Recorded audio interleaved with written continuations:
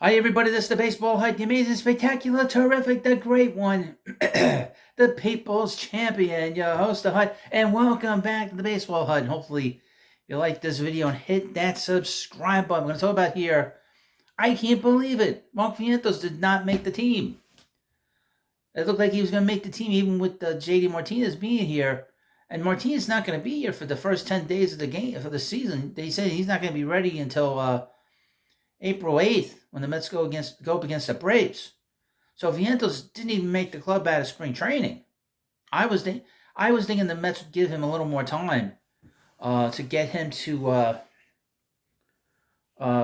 get some at bats here, but he didn't even do that. I was shocked when I saw that Mark Vientos did not make the club as a DH coming out of spring training. Considering, like I said, Martinez is not going to be ready. He's getting options to the minors to get some at bats in the minor leagues, and the fact that he didn't make the team I was very surprised. I think a lot of people were surprised, especially with this Martinez not being ready. As I repeat myself 50 times, but Vientos did not have a great spring training, even though he hit 5 home runs this spring. He didn't have a very good spring. He was hit under 200. He hit some pretty long home runs, but really his defense is not good. I think we've seen that. His defense is not good at third base, and he's not a very good first baseman. So I guess the Mets felt that they wanted more flexibility. Now Zach Short took over the spot, took his spot on the roster to make the team. I don't know much about him. I've not seen much of him, other than a little bit, maybe that bat here in spring training.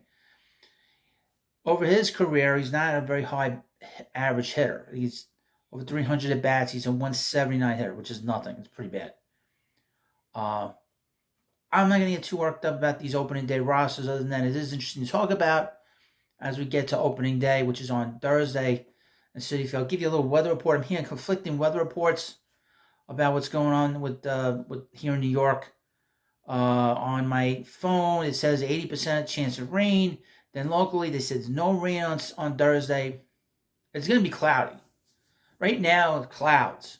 So if you know you have clouds, the chance for rain. So I don't know what the weather is, but yeah, Zach Short is the guy that is taking the spot of Vientos, and obviously I guess they want Zach Short here because he can play the infield, you play the outfield a little bit.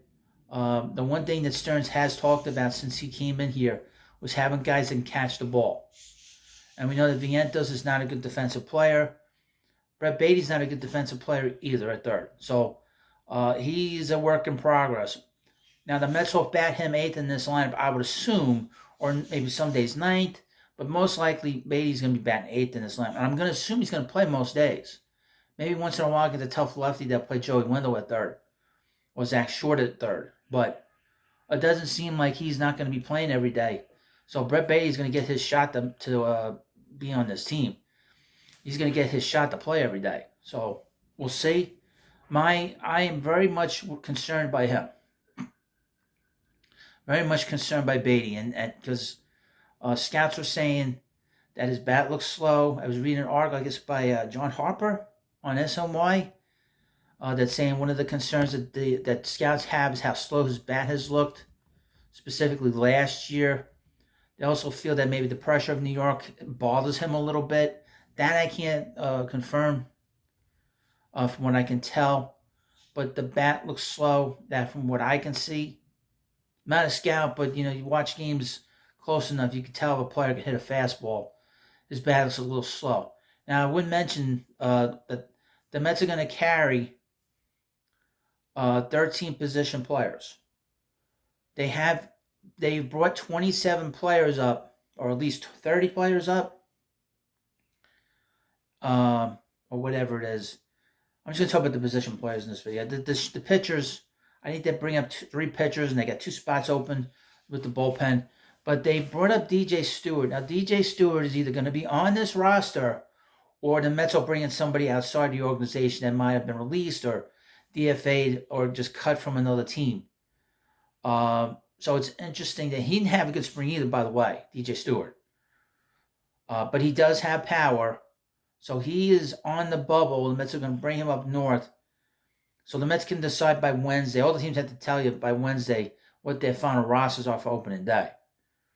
And either DJ Stewart will be here or get sent, I would assume, get sent down to the minor leagues.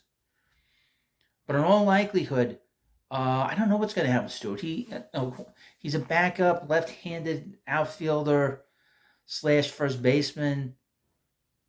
You know, he had a good run in August.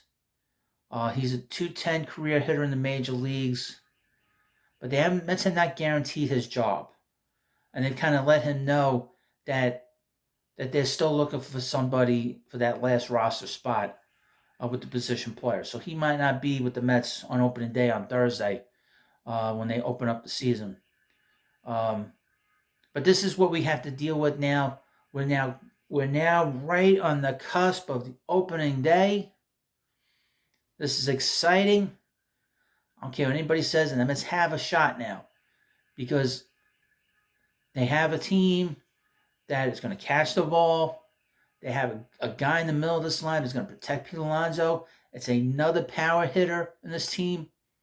They finally got a professional hitter and JD Martinez, and I am so excited about it, and you should be excited about it. Everybody's been excited about it since they signed him on Thursday. So if you're excited, hit that subscribe button. We're going to talk about the Mets again as much as I can on all my 3 channels. And thank you for watching this video. Please subscribe to Baseball HUD. Thank you for watching, and I'll see you later.